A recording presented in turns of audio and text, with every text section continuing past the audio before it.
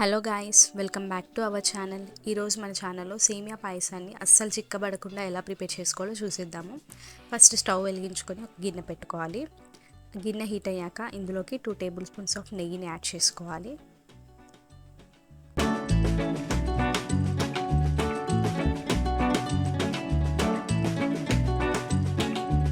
నెయ్యి హీట్ అయ్యాక ఇందులోకి కట్ చేసి పెట్టుకున్న జీడిపప్పుని యాడ్ చేసుకొని ఫ్రై చేసుకోవాలి. నెక్స్ట్ ఇందులోకి సన్నగా కట్ చేసి పెట్టుకున్న బాదం అలాగే హాఫ్ కప్పు పుచ్చకాయ గింజల్ని యాడ్ చేసుకొని ఫ్రై చేసుకోవాలి. ఇవన్నీ బాగా ఫ్రై అయ్యాక ఒక గిన్నెలోకి తీసుకొని పక్కన పెట్టేసుకోవాలి.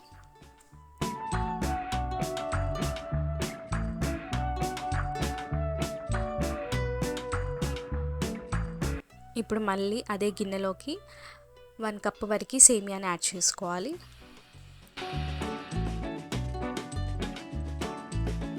సేమియాని మీడియం ఫ్లేమ్లో పెట్టుకొని బాగా ఫ్రై చేసుకోవాలి.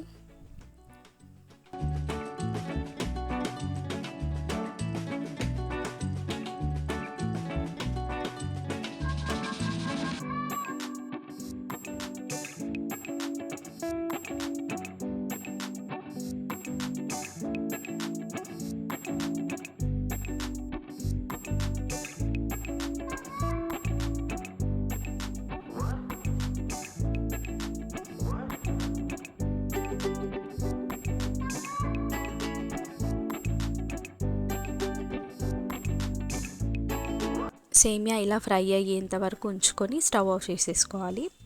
ఇప్పుడు మరొక గిన్నె తీసుకొని అందులోకి మనం ఏ కప్పుతో అయితే సేమియా తీసుకున్నామో అదే కప్పుతో 2 కప్స్ వాటర్ వేసుకోవాలి.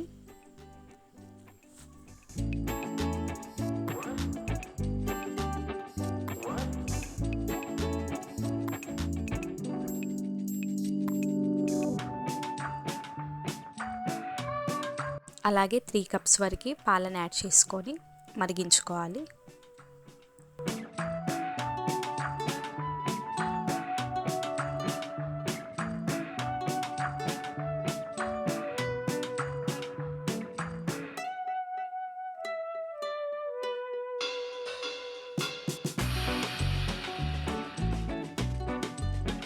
పాలు బాగా మరిగిన తర్వాత ఇప్పుడు ఈ పాలని సేమియా గిన్నెలోకి ట్రాన్స్ఫర్ చేసుకోవాలి.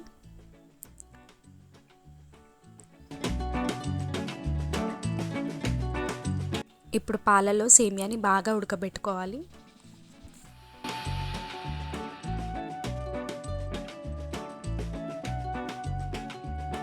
సేమియా ఎక్కడ అడుగంటకుండా ఇలా మధ్య మధ్యలో కలుపుకోవాలి.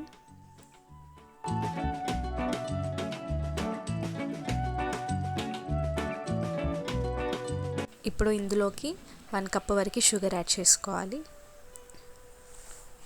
ఇప్పుడు షుగర్ కరిగేంత వరకు బాగా కుక్ చేసుకోవాలి.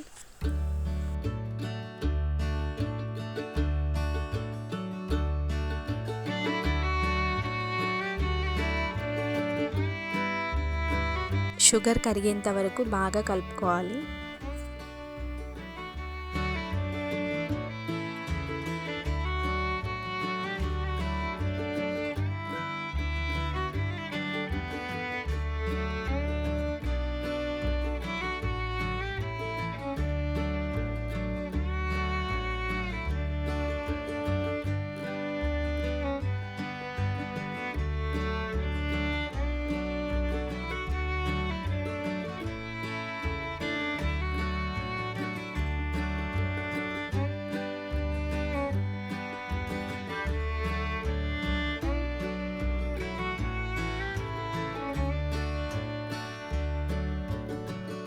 ఇప్పుడు ఇందులోకి 2 టేబుల్ స్పూన్స్ ఆఫ్ మిల్క్ మేడ్ని యాడ్ చేసుకోవాలి. మీ దగ్గర ఉంటే వేసుకోవచ్చు, లేదు అనుకుంటే షుగర్ని ఇంకొంచెం ఎక్కువగా వేసుకోవచ్చు.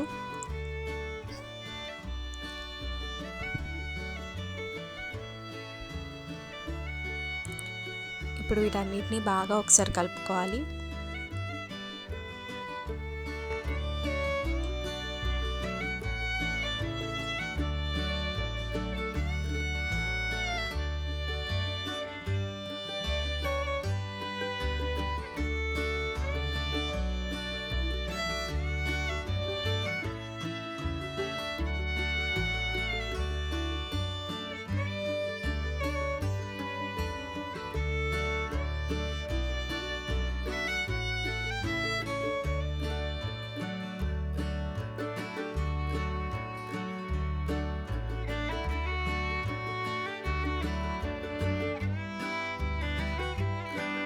నెక్స్ట్ ఇందులోకి 1 స్పూన్ ఇలాచీ పౌడర్ని వేసుకోవాలి. మీ దగ్గర ఇలాచీ పౌడర్ లేకపోతే యాలకుల్ని దంచి వేసుకోవచ్చు.